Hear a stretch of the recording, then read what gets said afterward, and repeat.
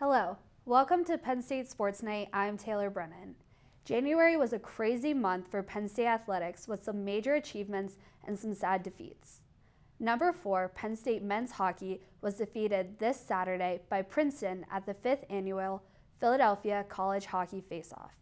Penn State was up 4-2 going into the third, but allowed 3 goals, ending in the Tigers' upset 5-4. In better news, Penn State alumnus Casimir Loxam broke the world indoor record in the 600-meter run at the Penn State National Open this past Saturday with a time of just under 1 minute and 15 seconds.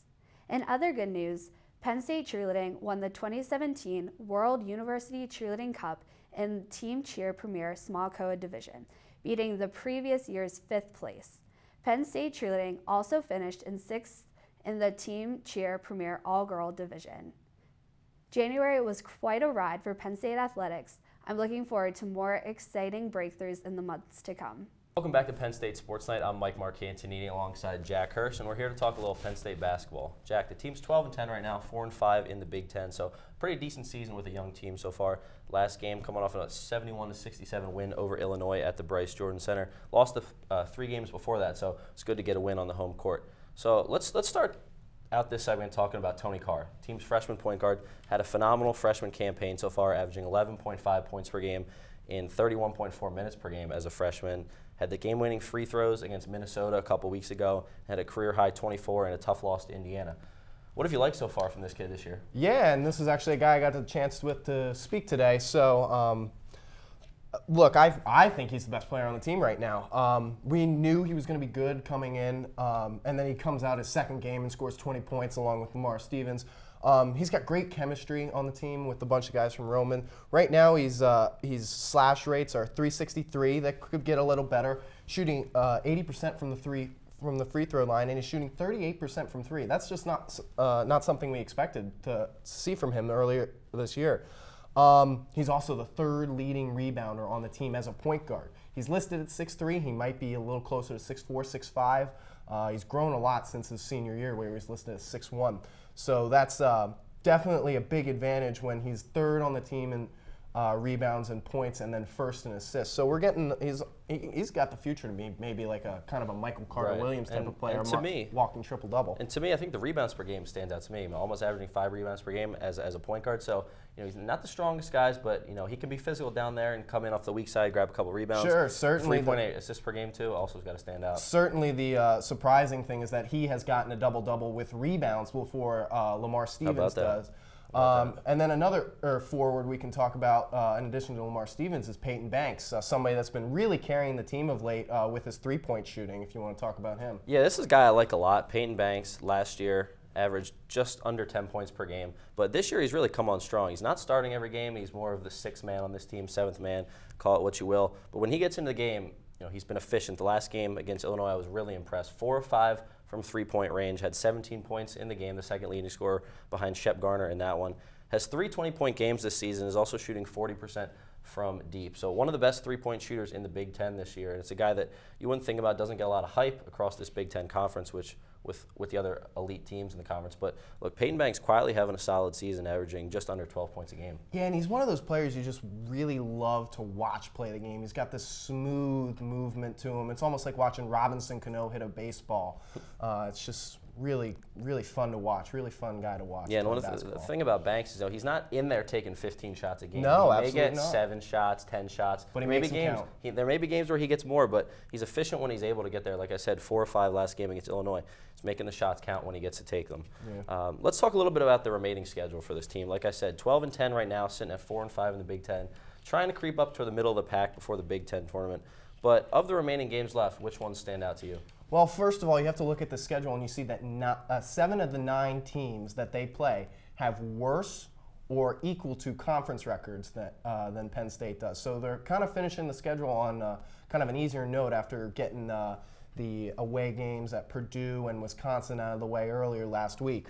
And then we're going to move forward. So they're going to head to Indiana today, and that's a big road test for them. See if they can knock off that team that gave them that trouble at the end of the game, as we all witnessed a couple weeks ago. Absolutely. At the Bryce Jordan Center. After that, you got Rutgers, a team that played really well in non-conf but has struggled so far in conference play. They just got their first conference win on Saturday. Then Maryland's going to come to town, and that's going to be a tough game as well. That and Purdue are the two home games that really stand out.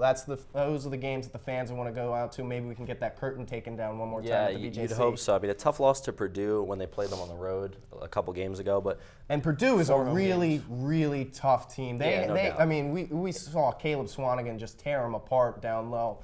It's tough to compete with those bigs there. So exactly. I mean, Isaac Haas is a At beast down there 7-2, low. yeah, so, sure. I mean, there's 4 home games left. Hopefully they can take care of business, at least win 2. You think they'd like to split a couple tough games at home. But, that game against number 17, Maryland, at home coming up, that's going to be one where, look, they're not going to be expected to win, but it's going to be a key game. And then at Nebraska is what I'm looking at. They got crushed on the road when they went to Nebraska last year. So hopefully they can turn the tide this year and come up with a W out in Nebraska. Yeah, and then what do you think about, does this team have any tourney chances? I mean, I think it's a little early to start talking NCAA tournament with this team. Maybe NIT, a little early with tournament with a young team, but I know you think it could happen. There is a chance. There is a chance. I see it happening if they get a couple upsets. Okay. They win the games they need to win and get a couple upsets. Which upsets specifically you think? I think they got to beat Purdue at home. Okay. Got to beat Purdue at home. You think they got to beat Maryland too, or just maybe one of the two? You just got to compete against Maryland and make a statement. And then, of course, how about Big Ten tournament-wise, specifically the tournament? How far do they need to get? Got to win 2 games in the Big Ten tournament. Have any chance? All right.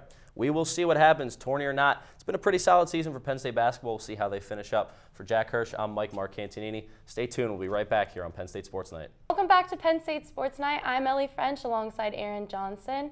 We're here to talk about Super Bowl 51 coverage, so let's get started.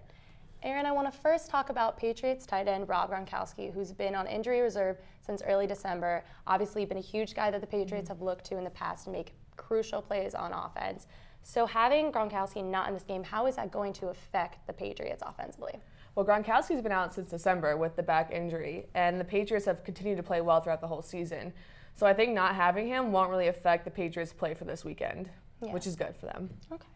And what other opportunities do the Patriots have to execute on offensively, not having Gronkowski at that tight end spot in order to keep the ball moving in this Super Bowl game? Well, obviously the Patriots quarterback, Tom Brady, amazing. And with the Patriots, you just never know what they're going to do. Their offense, their defense is always changing up, and they're always prepared for whatever's going to come. Absolutely. So I think that's key for them this weekend. And another key is their player, Chris Hogan. So the Patriots always have a random player coming in, lighting up the game. So I think that's also a key alongside Brady, Edelman, and Blunt. Yeah, Hogan had a major performance in the championship game. And to flip things to the other side now, I want to talk about another player who had a huge performance against the Packers, and that was Julio Jones, who played basically maybe the game of his life in the NFC Championship game. Picked up 180 yards receiving against Green Bay and had an incredible 73-yard touchdown catch in the third quarter. Arguably one of the best receivers in the league. So what do the Patriots have to do defensively to halt Julio Jones and Atlanta's pass game? Well, they definitely have to focus all their defense on the wide receivers. The only problem with that is that their running backs are just as good. So if you do focus on Julio Jones in the game, which I think they should, there are other players who are going to step up. So it's got to kind of be an either or depending on how the Patriots want to play it this Sunday. No, absolutely.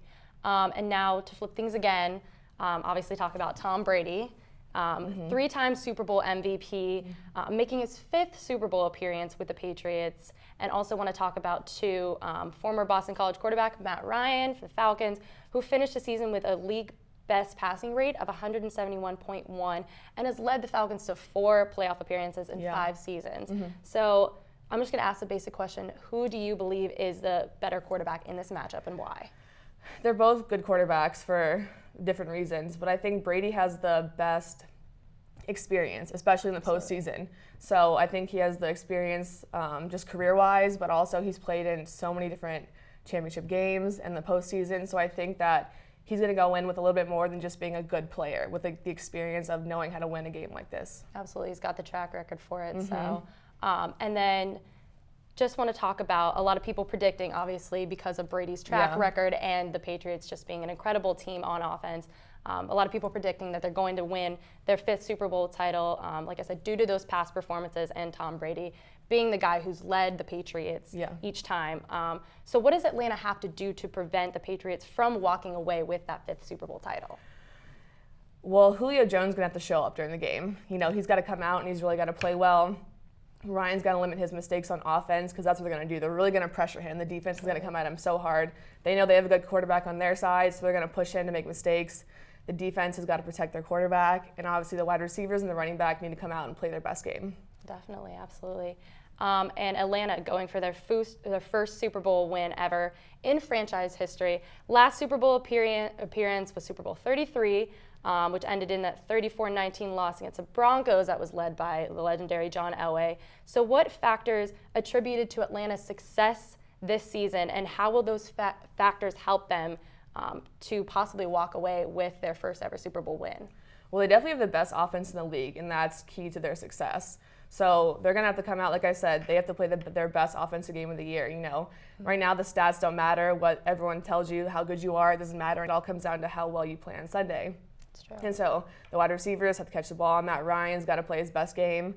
And then offensive, defensive lines have to protect their people. So it's all going to come down to that. It's one game. It's one like game. Postseason, can't think about everything that happened in the regular season. It really is all pretty irrelevant. You know, you have a really great season, but it does come down to that last moment and how you play on Sunday. Absolutely, and it's going to be an exciting matchup indeed.